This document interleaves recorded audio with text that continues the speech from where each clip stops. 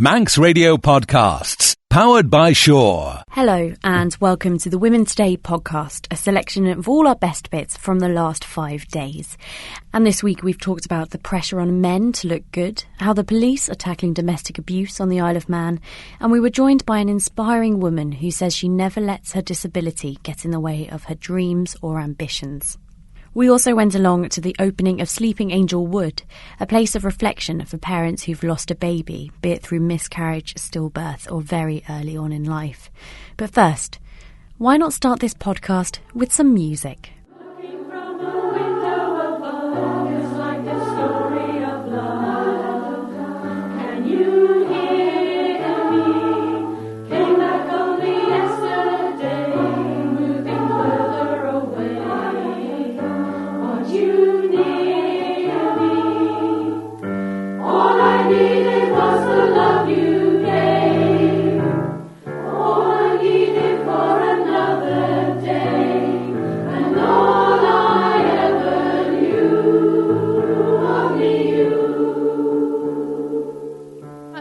Karen Elliott, and I'm the musical director of the Morenun Seren, the WI Choir. And I'm here in the music room, as you can hear, with all the girls singing, practicing. And we're here because you're celebrating a special occasion. Your CD has just been released. Yes, we are so thrilled. We started off in 2012 doing a sort of like a competition, and we were just 12 friends, started together, rehearsing right through the winter, did a competition, and we're up to 40 now, 40 ladies. We've had such a fun and such good, and we said, we don't want to finish the choir now, let's make a CD, because it's the centenary of the WI this year. So we thought, yes, we're going to make a CD. So that's where we've actually started from. It's wonderful fun. How many tracks are on the CD? We've got 15 tracks, and they include all sorts of things. We've got some beautiful words written by a Manx lady, Kathleen Farragher, who's written many Manx books and beautiful poetry, and she's written words to the tune Jerusalem. And we've got that on the CD, which is a beautiful thing. We've also got, very kindly, Marilyn Cannell, again, a lady who lives in Kirkmichael, Manx through and through, has done a wonderful arrangement of Ellen Vannon and let us kindly sing that. So we love singing that. And then there's all sorts of pop songs, Beatles songs. It's sort of like a smattering of, there's even one Christmas carol. So we've got a smattering of everything, sort of like, as I say, there's 15 tracks on there. And what would you say is your favourite? Well, I like the one we were just doing, and is in the background, Only You, and I love the Ellen Vannon, because that means an awful lot to us. And the Ordinary Jerusalem, which is the WI sort of like theme, I love that one. Each one has got something. And what was it like when you first got that first CD in your hand? Was it really exciting? I couldn't believe it. We'd done it. And all the artwork is done by one of our wonderful ladies, Ruth Blindle, who's in the choir. So we've got the artworks done. There's music by Manx people. It's all the ladies are all on there. They're all singing, and we're together. Some of the girls listened to it and said, there's 2 tunes, because they've only ever listened to their own part. And then all of a sudden they can go, wow, look, we're singing in 2 and 3 parts here. Oh, it was such fun. It really was. And you're raising money from the CD for a really good cause. Oh, yes, because we're going on with education. One of the main themes of the WI is to educate women and to give them opportunity and chances. So when they come to here for rehearsals, they learn music, learn all about music and the theory and the sheer joy and enjoyment of music. So we're going to go to an international choral festival, and we're going to represent the Isle of Man, and we're going to sing in the folk song class, singing Manx songs to represent the Isle of Man in our uniforms. So all the money will be going to the fairs, etc., because we are completely self-funding, which is great. We love it. We have good fun. Those huge events that you attend, do you get really nervous? Absolutely petrified. I put my hands up to conduct, and I can see them shaking. So I sort of have to steel myself, because if I start shaking, the girls are shaking. So it's a very, very brave thing to do, to stand in front of them and waggle your arms and just think everything's going to hopefully be all right. So what do you do to keep calm? Breathe. It's the only thing. I know it's stupid, but what you tend to do is to hold your breath because you're so frightened. But this time, as long as I just keep breathing, I keep saying to the girls, breathe, do Tai Chi exercises, breathe, and we'll be fine. So the CD itself, where's it going to be sold? It's going to be sold in Celtic Gold in the Isle of Man. There's a WI office in Ramsey. You can get it from there. We have a lovely lady in the choir, Diane Derber, and she can, if you ring her or email her, she will sell you a CD as well. And then if you speak to any choir member, really, or WI member, you can get it for them. And are you hoping, come on Karen, are you hoping it's going to make the UK top 40? Well, naturally. I mean, that's what we were aiming for. What do you think? Of course. So what is next for the WI? Well, after this one, which is in April, I think we're going to start looking for. I would love to go to some other country. I mean, what's wrong with going to England and Spain or wherever and do another different music course over there? I think. Is there anything special coming up for Christmas for you? No, we've done lots and lots of concerts already for Christmas. We're doing the Federation Carol service at St Ninian's on Friday, the 4th of December.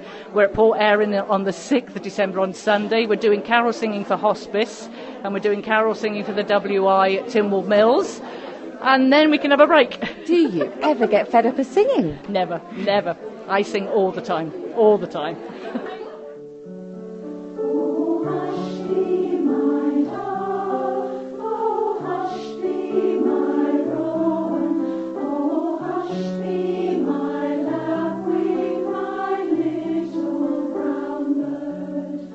Hello, I'm Pam Beeden. I'm Chairman of the Federation of Women's Institutes here on the Isle of Man.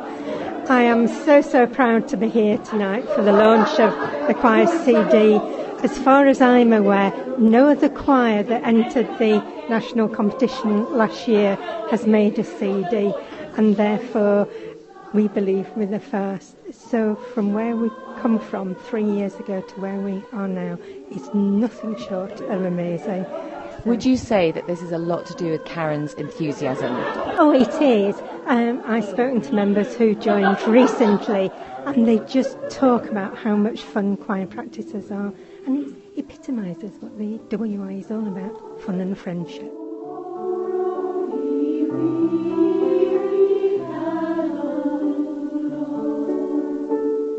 Jo talking to Pam Beeden, Chair of the Federation of the Women's Institute on the island. And before that, choir leader Karen Elliott at the launch for the WI CD. It's available now from any of the choir members, Celtic Gold in Peel and the WI office in Ramsey. And all proceeds will go towards funding the choir's trip to Bangor in Northern Ireland in April next year, when they'll be competing in the International Choral Festival.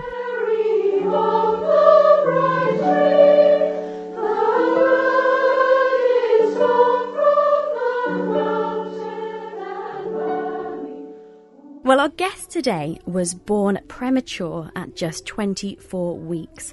One of twins, she weighed just 1 pound and 11 ounces. It was when she was 3 months old that she was allowed to go home from hospital, and it was then that they realised something was wrong. She couldn't see. But she hasn't let that stop her for a second. And she's here in the studio today to tell us her story. Samantha Ash, thank you for joining us on Women Today this afternoon. It's a pleasure. Hello, everyone. So, Samantha, I gave you a bit of an introduction there, but can you talk us through what happened when you were 3 months old, you returned home? How did your family realise that there was something wrong with your eyesight? Well, I believe that it was because one of them was looking at me and speaking to me, and they discovered that I wasn't making eye contact with them when they were speaking. So that they were like, well, what's going on? You know, why isn't she looking at me like a normal baby would? So they told the doctors and they told the nurses, and they did some investigations, and they discovered that due to too much oxygen being used in the incubators to keep me alive, I had retinopathy of prematurity, which is where your retinas detach. And that's incredibly serious. Yes. So then I imagine you went through a series of operations. Yes, I did. It's still disputed to this day what exactly happened. I don't exactly know whether they removed certain parts of my eyes or what, but I know that they did say to my nan that one of the consequences of this would be that my eyes would have a pearlised look, So if you were to look into my eyes, they would be sort of a pearly white colour, like milk, because of cataracts. Right. And there's sort of nothing you can do about it, really. You could remove them, or you could scrape the calcium off, but because my eyes would have calcified because they're not seeing, but there's no point because it will just keep coming back. So for clarification, I suppose, without a retina, you see nothing at all. No light, no dark, no form. No. And of course, you've never known any different. No, I haven't. So what do you think that period of your very early life was like for your family? It was stressful for my mother, my biological mother. She couldn't cope. So my nan adopted me, and my nana brought me up, and she bought toys that rattled and had a scent to them, so they would have cocoa beans in them or things like that. And she would also, if we were going out anywhere, she'd tell me what season it was and tell me what smells were in the air, and when it was night, when it was day. She'd say it was daytime because there was a lot of traffic on the roads and the birds were singing, and if it was night time it was very cold and quiet and there was no cars on the road and no birds singing. So you get to learn it for yourself, I suppose. Yes, I'd get to learn. How did your nana learn how to do that? Was she educated? Was she given any help? Or was it just her own common sense? Well, she had a great-grandmother who went blind due to macular degeneration, which is a disease common in elderly people. And she had to guide her around and look after her at the age of 15. So she had already been given an insight into what it was like living with somebody without sight. But my nan's great-grandmother had an advantage because she'd already had her sight before, so she could remember how to do certain things. Whereas with me, my nana had to learn, how do I teach Samantha how to do something on her own? But she just did it. She just learned herself. And that's something that your grandmother has always been very keen to instill in you, is that sense of independence, and you, when you can, you do it on your own and you go for it. Yes, never give up. Don't quit. There's no point in giving up because you'll only regret giving up afterwards. You'll think, could I have done that better? My nana has always said, I don't want Samantha being treated like a blind person. I want her being treated like anyone else. So when the government decided at the age of 4 that they wanted me sent away to St. Vincent's, then my nana said, no, I want her staying over here on the island. Well, take us back to your school days. What was school like here on the island? Well, when I was at school, there was at first no sensory support service like there is now. So they were all learning off each other. So they had to learn Braille at the same time as I did. They had to learn, how to teach somebody mobility. They had to learn how to interact with a blind person and how to prepare my work. So I guess for them it was difficult as well as the mainstream teachers because they'd never had somebody who was blind. I was the first child born totally blind in 13 years on the Isle of Man. A first in many ways then for a lot of people. Yes. So please excuse my ignorance, but when you were a child, were you given a stick? Was that something that you were allowed to do? No. I wasn't allowed to use my cane until I was 16 years of age. In fact, I didn't even have a cane until I was about 15, and I wasn't really given much mobility training with a cane until then, until Manx Blind Welfare got involved. And the the school's reason for me not using a cane was health and safety. And there's been a story on the news about a girl in England not being able to use her cane for the same reason. And I think it's highly discriminatory, because a cane is in many ways our eyes, because you sweep it across the floor from side to side. It has a roller tip on the end of it. It has like a ball, and you sweep it, and it will tell you what texture is on the pavement, whether something's in front of you. It won't tell you whether something's head height, though. You have to judge that for yourself. And that's another skill that my nana homed in on, always making me listen. She would go to one end of the garden, and I would have to go and find her. And she wouldn't tell me where she was. I'd have to go and find her, and I'd have to sense, by listening to the airflow and listening to the sound pinging off her, where she was. Well, sound is something that has been incredibly important to you. We should say you are just 22 yes. as well, but it's something that's very important in your life. You've already been quizzing me on types of microphones and editing equipment. I'm worried I'm going to let you down, Samantha. But we are going to talk a little more a bit later in the programme about everything you do in terms of further education, and how, as I say, you haven't ever let your medical conditions get in the way of anything you want to do. No. But when did you discover that you also have epilepsy? Well, I went to the Royal National College for the Blind in Hereford, and in my first year, after a month of me being there, it was the 30th of November 2011, and I was in a mathematics class when I suddenly went down and hit the floor and began to have what they used to call a grand mal seizure.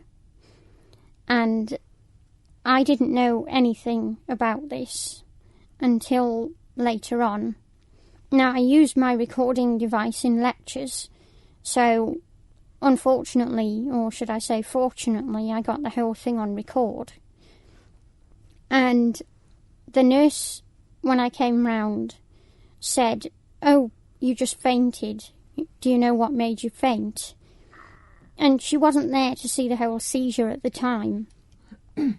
So when I went to my room that evening, I listened to the recording, and I heard this weird sound that sounded like something out of a horror movie.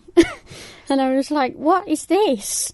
That doesn't sound like a faint, you know.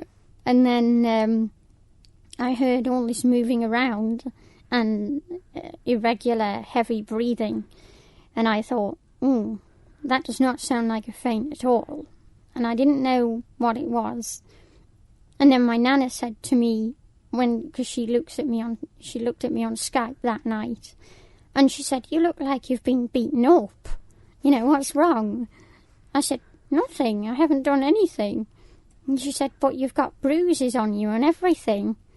And then it was only when I got home that members of my family listened to it. One of them was a senior healthcare assistant, and they said, "Oh, that's a seizure."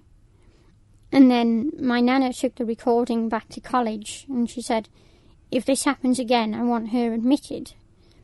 And it did. It happened a few months later. How do you begin to get your head around a diagnosis of epilepsy?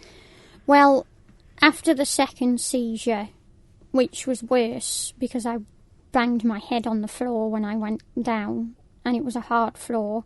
I was in the refectory. I was given a CT scan and an EEG, electroencephalogram, which is where they put the probes on your head to measure the electrical activity in your brain. And if it's irregular, then it's epileptic activity.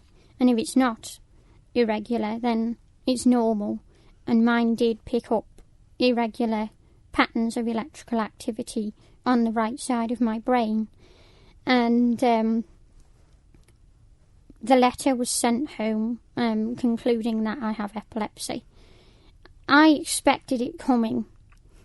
I wasn't upset about it, really. I guess at first I kind of denied it, but I was worried about how serious it was. Would it mean that I wouldn't be able to go out on my own, etc.? I don't know how my nan felt. She never really told me. But then, she's not one for doing that. She doesn't tell me how she feels. Sam, I have to ask you, you're young, you're 22, you've been diagnosed with epilepsy, you're blind. You know, I'm actually quite in awe of you. You're an inspiring young woman. You seem incredibly positive. How do you keep so happy and positive about life? Through my nan. She says it doesn't do to dwell on negativity. She always says, you know, if you've got negative worries, and she calls it past baggage, you know, don't carry it round with you. Leave it behind. Is there as much pressure on men to be thin as there is on women? Well, comedian Michael McIntyre has been talking to the media about his own experience of yo-yo dieting and joking he has trimmed down for summer and is now, and I quote, chubbing up for Crimbo. He also joked about being able to wear his old clothes and feeling comfortable, but then added, what confuses me and frustrates and upsets me is I don't know why I lie to myself about it. I am so annoyed that the weight is coming back on. Now, we talk a lot on this programme about the pressure women and young girls face when it comes to looking good, be it from airbrushed magazines to lads mags and pornography. But does the same pressure apply to men and boys?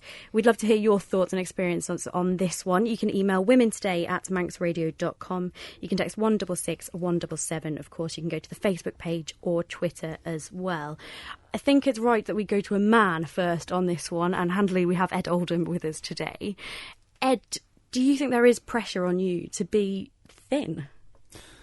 I don't think the word thin as such really applies as much for men as it does women. You're more talking about, to use the parlance of our times, ripped. So, you know, you're looking to be muscular, let's say, according to all these magazines like Men's Health, Men's Fitness and all that kind of stuff.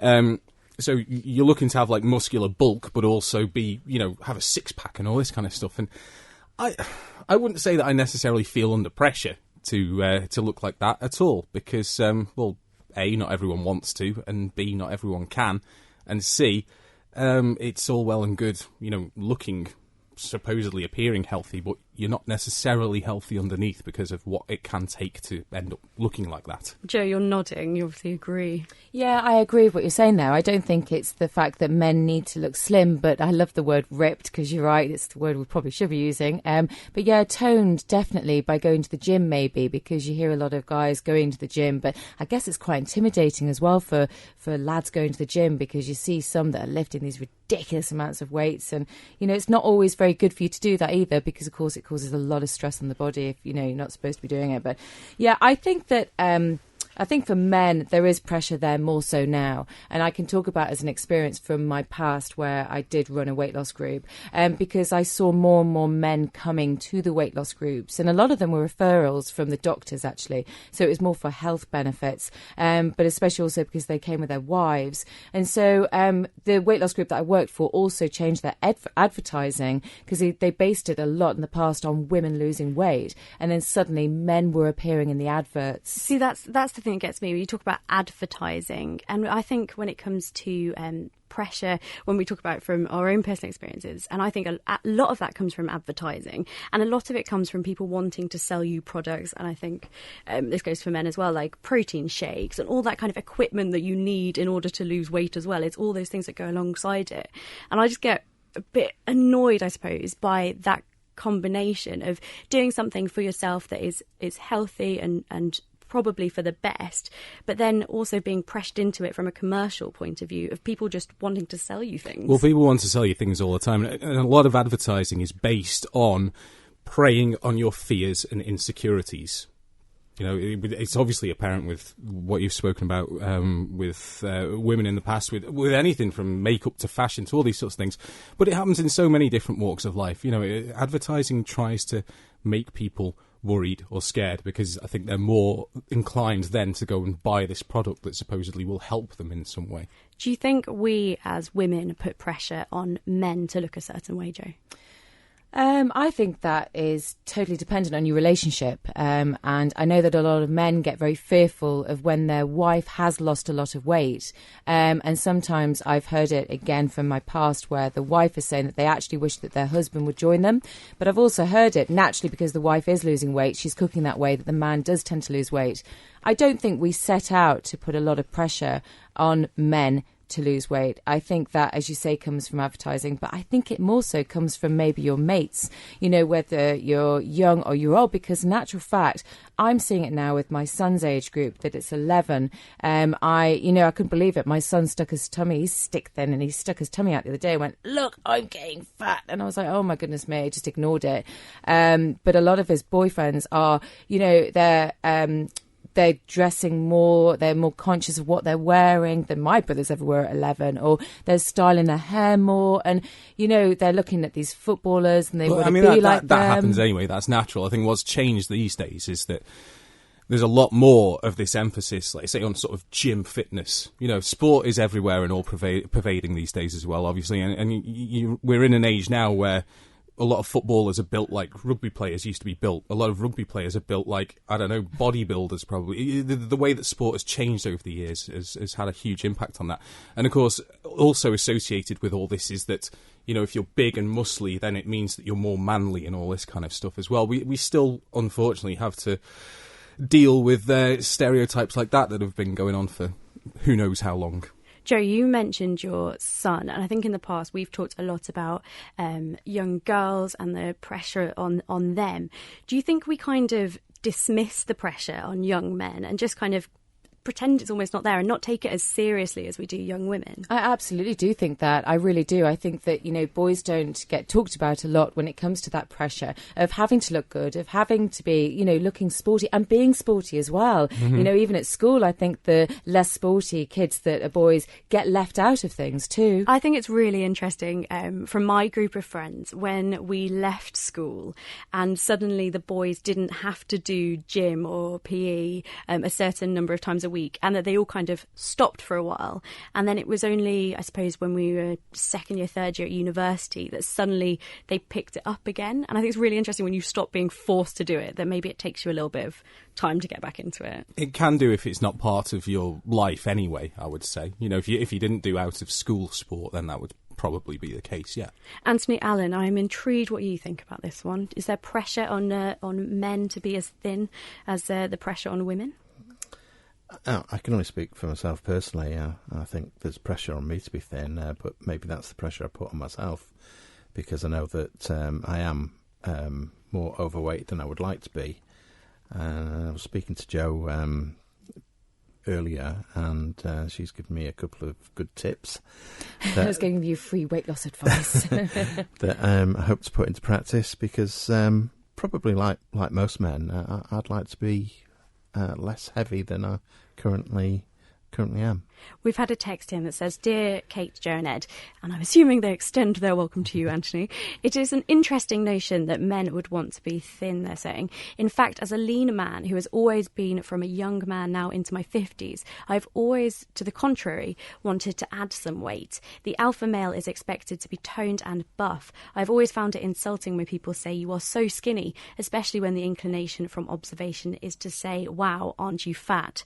I suppose they say the grass is always greener. Stacey says, not to be thin, but to be in top physical shape. Yes, absolutely. For example, to have as much muscle as possible, no matter how it's achieved. And I think that's what you were saying there, Ed.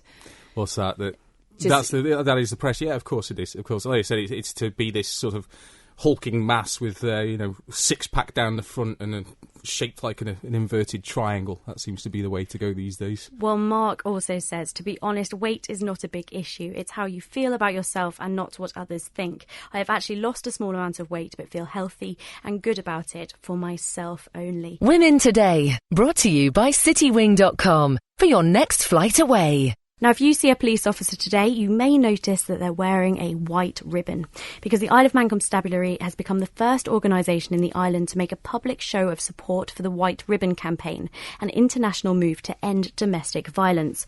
Already active in the UK and North America, it wants men to make a pledge they will never commit, condone or remain silent about violence against women.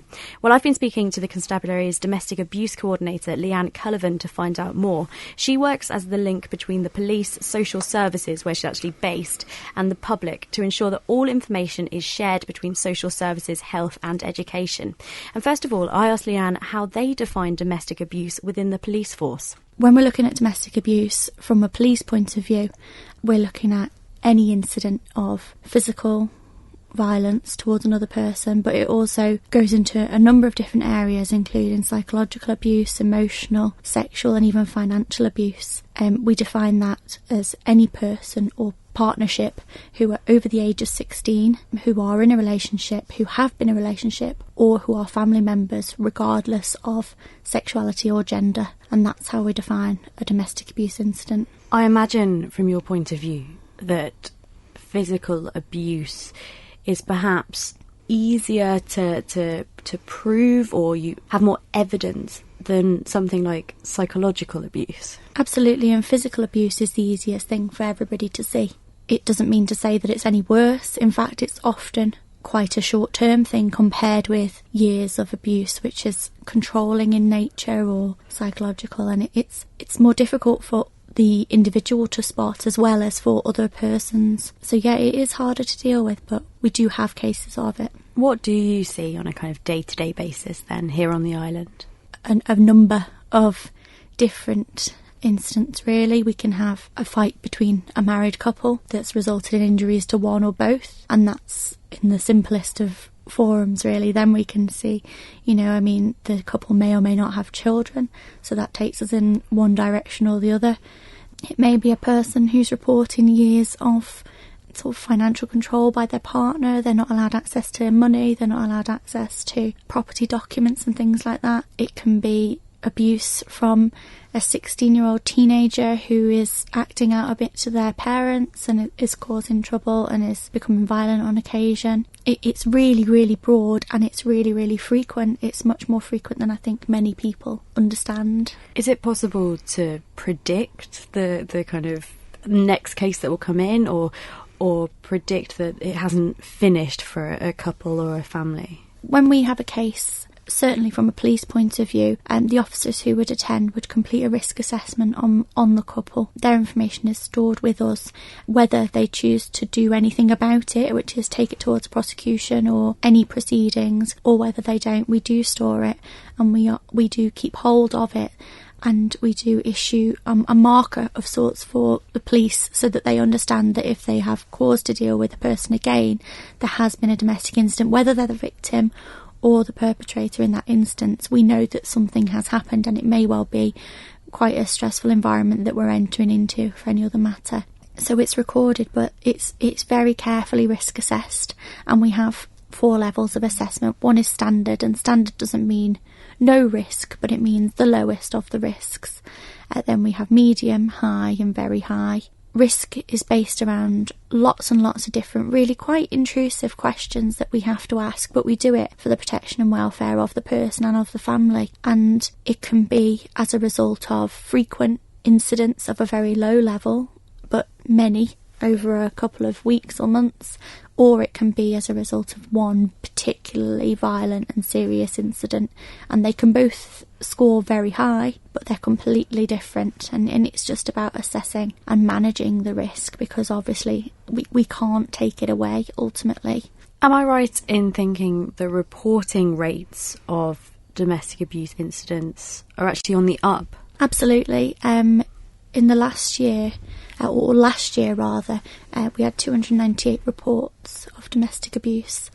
This year, we're already up to 259 reports, which we see as a really, really positive thing as a constabulary, because as far as we're concerned, our main goal is to raise the profile and awareness of domestic abuse. Actually, if we can support people through it, and if people are reporting it to us, that means that we're doing something right, really, that they want our help and that we're succeeding in providing a service to them, regardless of what it is, whether it be supporting them through a court process or whether it be supporting them because they've chosen at that time not to do anything about it, and that's okay too.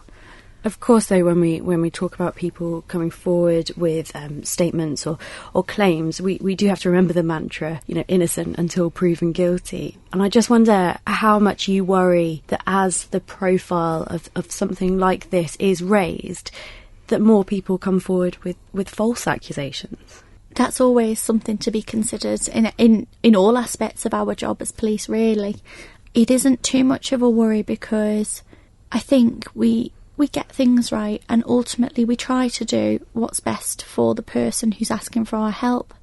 But we examine every facet of the incident and then the relationship, and it does, as I said earlier, become really quite invasive, but in a good way, because we do get to the bottom of things. So ultimately you can never 100% understand what's happened between a couple when nobody else was there except for them, but we do work hard to try to establish as close to the truth as we can get. Well, tell me about the White Ribbon campaign then. Okay, the White Ribbon campaign is something that we feel really excited about as a constabulary. It's a campaign that is run in the UK, it's run in North America, it's run in Canada, and we are the first organisation, I believe, on the island to try and gain White Ribbon accreditation. White Ribbon is largely men standing up to domestic abuse, and the tagline is that men should want to not commit, condone or stay silent about abuse towards women. We obviously understand that abuse comes in many forms between many groups of people, and it's not always men abusing women, but it's an excellent place to start, and I think that we just want to get the message out there that it's not okay, and we hope this year the constabulary will raise the profile from within of domestic abuse. We need to remember sometimes relationships are complicated and there's more to it necessarily than meets the eye, but we do want to act and we do want to help people and we do want to provide the service that the people of the Isle of Man deserve. And this is a campaign that has come very much from the top of the island's constabulary. That's right, the Chief Constable is incredibly behind the campaign. He's wearing his white ribbon, I believe, at the moment. And every member of the constabulary is wearing a white ribbon to support the campaign. Women as well, I'm wearing one myself today. But the male officers are the ones who are trying to get the message out there a little bit more, and they'll be trying to share a white ribbon with another male as well. For anyone who is listening to this and wants to talk to someone more about any abuse that they're perhaps going through, or just find out a little bit more about the process of reporting it, where should be their first port of call? I would always suggest to contact the police for support, contact the control room. It doesn't matter if it's happening now or if it's happened, but really it is good to talk about your experiences. The control room will put you through to an officer either immediately or maybe through to myself, depending on the circumstances of what's being reported. But I really would say reporting it or not is irrelevant, but telling someone are not suffering in silence and not going through something alone. All our agencies now, and I'm talking about the likes of health, education, social care, are all well versed in what to do with a disclosure about domestic abuse, and it does, no matter what channel it comes through, go in the right direction and we find the right people. And know that through everything the police is doing, and especially this White Ribbon campaign, they understand and you're on their side. Absolutely, absolutely. Should feminism be taken out of the A-level politics curriculum? That's what we're asking now, as the UK government has announced plans to remove the current section of the course which concentrates on issues around sex and gender. In the Department of Education proposal, there is only one woman in a list of political thinkers, Mary Wollstonecraft, and the consultation on the proposed changes to the syllabus has come under a lot of criticism from campaigners. A petition has gained thousands of signatures, with the author saying, "The problem with erasing and writing women out of history is that we only get half the story." And she goes on to say, "When women are underrepresented in society, the government should be working to address this problem. As a young woman and student, it is imperative that girls and boys get the full picture at school, or we are doing them a disservice. female role models are important. Well, Jacqueline Gerdelet, the co-founder of an organisation aimed at inspiring girls into science, technology, engineering and mathematics, wrote on her blog. We are going through a huge feminist revival. Our daughters and granddaughters, sons and grandsons, nieces, nephews and families need to know about the movements and key female figures that got women to where they are today. If we know nothing of key social and political milestones, women gaining the right to matriculate and graduate from many universities in 1920 and gaining the right to vote, how can we learn from them and progress? Women's voices are often silenced. Let's not let them silence the women's voices of the past, too. And a spokesperson for the UK government says, "We are reforming GCSEs and A-levels to ensure all pupils are equipped with the knowledge and skills they need to progress to further and higher education, access a wide range of jobs and succeed in a competitive global market. We want schools to highlight the issues faced by women from all walks of life and ages in history, including the work of key female political thinkers within the ideologies covered and in UK and global politics. We are carrying out a consultation on the new Politics A-level, and as always, we will listen carefully to the views of the sector." So what do you think? Should feminism be removed from the politics curriculum? Or, in doing so, are we silencing the voice of women in history and into the future? Let us know what you think on this one today. Email womentoday@manxradio.com, text 166 177, or head to the Women's Day Facebook page, or it's at MR Women Today on Twitter. Well, we thought this would be a good subject today because obviously we do have a teacher in the studio, Geraldine Jameson. But before we come to you, Geraldine, I should probably say that I did do AS level politics as an additional subject in my last year of school. And I'm sure a lot of people know I went on to study politics along with sociology at university. And my politics studies specialised in Middle Eastern politics on one hand and feminism on the other. So I think my opinion on this may be a little bit predictable.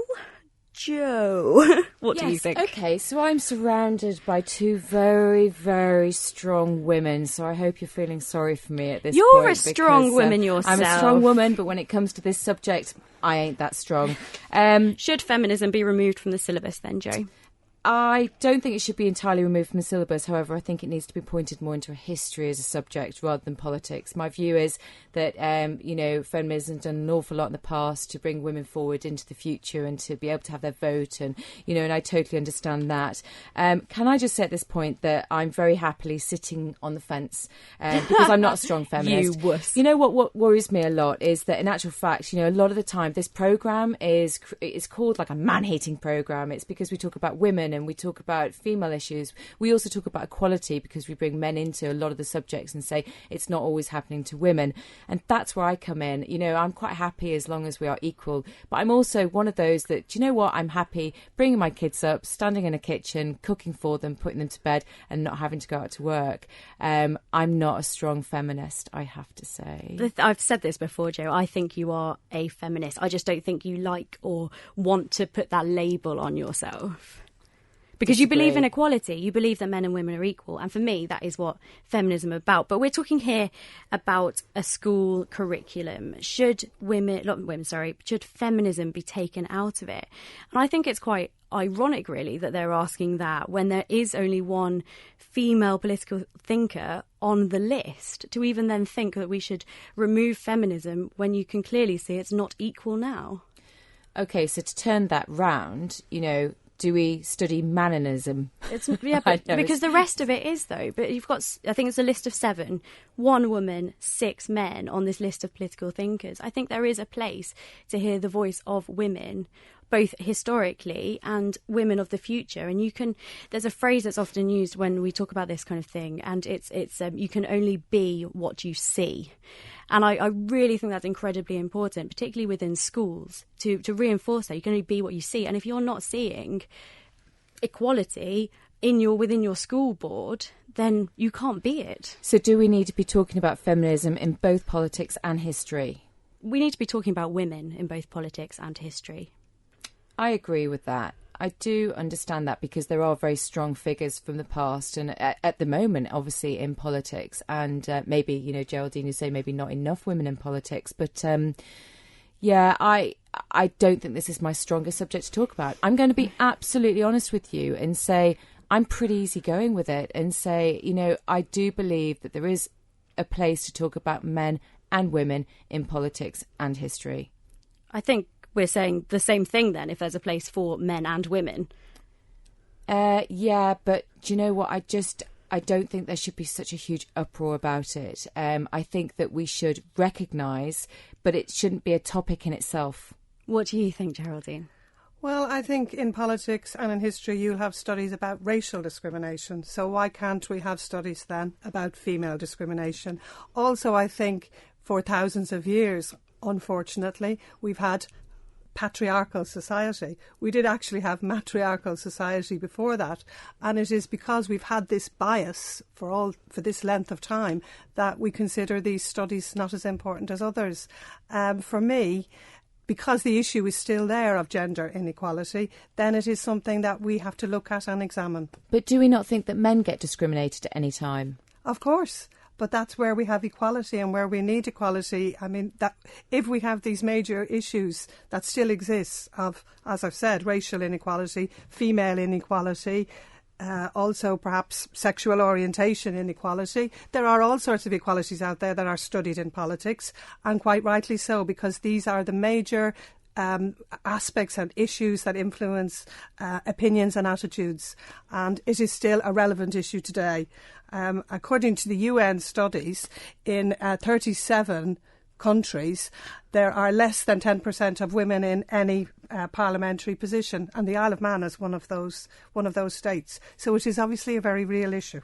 I just don't think that we need to highlight women separately. I just think we should all be together as one. I absolutely agree with you. I completely 100% agree that we should be looking at men and women as one. But the problem is, to get there, you have to highlight women. Yes. Because at the moment you're not highlighting it, so you can't bring them up to that standard. But we must be highlighting women, because already we're talking about feminism being studied in politics, so we are highlighting women. So why are we removing it then? Or why is the UK government considering removing it? But is it going to be that we then don't talk about women at all? I think we would be. I think we just talk about it as one whole subject and not separating it. But if you're going to remove it from a curriculum, then it needs to go into other places then. Is that what you're saying? I'm sure it will. I think, to go back to the point you made before, Jo, about not considering yourself to be a feminist, when I was thinking about this in terms of education, I'm under no illusion that everyone thinks that they are or considers themselves to be a feminist. But actually, I don't think that's not the reason for me, enough reason to remove it from a school subject, because you don't only teach about one political ideology because you disagree with others. So in the UK, you don't only teach about the Tory party because you are Labour, or vice versa. And I think that education is about challenging people to think things that they don't agree with and think about things that they've never thought before. And so I think that's another reason why it's incredibly important to keep it within A-level politics. We've had lots of comments. Should we go to them before we throw things at each other? Yeah, definitely. You go first. Get me off the you subject. Go first. Okay. Well, Helena has sent a huge comment in saying, having studied politics at university and being female, I can't see why feminism was even a topic as the ASA2 level syllabus at all. Not going to help those students going on to uni at all, as it is no basis on what you need to learn in politics. The subject is mostly political theories, and sorry to say, there are not really any women who wrote boring, dry political theories. History, yes, I can see feminism as an important part of the syllabus. Thank you. And when I studied a few history modules at uni, women's importance in history is frequently brought up. So yes to adding in history if it isn't already, but no to politics. Not useful at all unless you just want to study political history, which also, having been an A-level history student, that is the most of the subject. I've got to disagree with that one, because studying feminism as a speciality at university, it was pretty helpful. But we had another comment from Susie who says, without the feminists of the past, the education minister wouldn't have that job, or arguably the vote. We learn from history, and history includes the fights and victories of women for equal rights. You might as well delete civil rights campaigners from politics too, and watch the uproar then. An area of the countryside to remember lost loved ones has been opened as a place of reflection for island parents. Bereaved parents can plant trees in memory of their child in Sleeping Angel Wood. It's near Injibreck Reservoir. Tori Smithy's son Charles was stillborn in 1996 and she miscarried twins 12 years later. And so she set out to create an area where parents can reflect and remember their children. It's for all parents who have suffered a miscarriage, a stillbirth or lost a baby, and a tree can be planted in their memory, as I say. Well, Joe went along to the official opening yesterday and first spoke to Tori. Today we're just officially opening the woodland and we've already started planting trees, but David Cretney's come with us today to officially say that we're here and that we're open and that we've started planting. And what is this event in aid of? Mainly to raise awareness that we're here. We're still sort of quite a quiet charity, I guess, and we're not out there in the middle of the street, so it's just about raising awareness and saying that we are here and we can help. So. And it's the Sleeping Angels Wood where we are today, and there's lots of parents around us, and it's a happy event. It is, yeah. It's I think for lots of the parents, it is a happy thing. They're glad to have somewhere finally that they can recognise and come and sit and remember their little ones. That isn't the same as a churchyard. It's quite a morbid place, really. Sometimes churchyards, aren't they? So this is somewhere beautiful to go. That's a bit different. Do you know, you're right. It is a beautiful location. I've never been here before. It's just somewhere that you could be in Scotland, the Lake District. We're looking at the reservoir. We've got all the autumn colours coming through. Why did you pick this location? Because of its location, because of the views that it has, because of the fact that it's easy to get to and it is accessible, but at the same time it's out of the way enough so that if someone is up here and they are having a particularly bad day and they're upset, there's no one going to intrude on their grief. They're just going to, leave them to it up here. So. And what are the type of trees that you have planted? Oh, wow, there's lots of different ones. They're all broadleaf, and they vary from sweet chestnuts all the way through to, we've got an elder, wild cherries, all sorts. There's lots of different ones, rowans and dogwoods. Anything that's got a broadleaf, we're planting it. And where did this idea come from, Tori? It came from my son being stillborn and a miscarriage some years later, and the fact that I felt grateful that I had a grave for my son, because after the miscarriage I had nowhere and nothing, and it was a recognition that actually there's a lot of people in that same position. They've got nowhere to go and nothing that actually recognises that they've had this loss. So that's what Sleeping Angel Wood is about, is saying actually these babies existed, and that we all recognise that people are going through quite a tough time behind closed doors. So. And we're here with Mr. David Cretney. Can you just explain your involvement with this today, please? Well, quite some time ago when Tori was looking around, when she first came up with the idea and was looking around for potential sites, she contacted me and I contacted others to try and find somewhere. I think there's been a number of sites that have been looked at along the way, but I don't think there could be a more appropriate or beautiful setting than this for such a special place, and I'm delighted that now I'm involved with DEFRA, responsible for the amenities and forestry lands, that I have the opportunity to come along today and be part of this special ceremony. And are you going to be honest like me and tell everybody that actually it's a part of the Isle of Man that you've not been to too? Well, I've obviously been around this area, but I've never been in this forest. I've never walked up the paths, and I'm out all the time everywhere. So this is somewhere where I'm definitely going to come back to and have a walk around, because, as the trees grow, as the broadleaf trees grow, and we think about the young ones that are no longer with us, then this place is only going to become more beautiful, and as Tori says, it's quiet enough, it's detached so that people could come and have a moment on their own as they wish, but also it's just as typical Isle of Man. It's just contrast the reservoir opposite the trees here. It's just so beautiful. It couldn't be more appropriate. It's a very peaceful place. Absolutely. Thank you for coming. Thank you for taking a little bit of time out of your day today. I know it's very important to all of our families, and there are some families that couldn't make it today for various different reasons, but they are here in support, in spirit at least. So if Mr. Cretney would like to come and officially open our little wood, and hopefully I'll see lots of you soon as we continue to plant more and more trees. I can't contemplate what the families involved here have had to go through in their lives, but at least here there'll be somewhere forever where the children will be remembered forever. You can come here and spend some time, and it's just such an appropriate, lovely place. The trees will grow just as the children would have grown, and they will never be forgotten, and so it's my pleasure and honour to unveil a plaque. Catherine, why did you decide to get involved with the Sleeping Angels? I think it's a fantastic idea for people like myself and other families. Can you tell me a little bit about your story? We lost our baby over a year ago now, and since we got in touch with the Sleeping Angels babies, we just decided to come along and get involved, and I'm glad we did. What type of tree have you planted? A crab tree. Any reason why? I liked it. Yeah. So for apples? For the colour. I like the colour of the tree. We all picked it together. And you named your child? Yeah, Joseph Christopher. And this is going to be a lovely place for you to come and remember him? Yeah, beautiful, yeah. And I'm also here with your son. Stephen, what do you think of it today? Really, really good. Is it quite emotional? Feel quite sad? Yeah. I can see you feel a bit tearful there. So it's going to be a special place for you to come and remember Joseph as well? Yeah. Well, my wife saw the Facebook page and thought it was a lovely thing to do to plant a tree to remember our son who's not with us.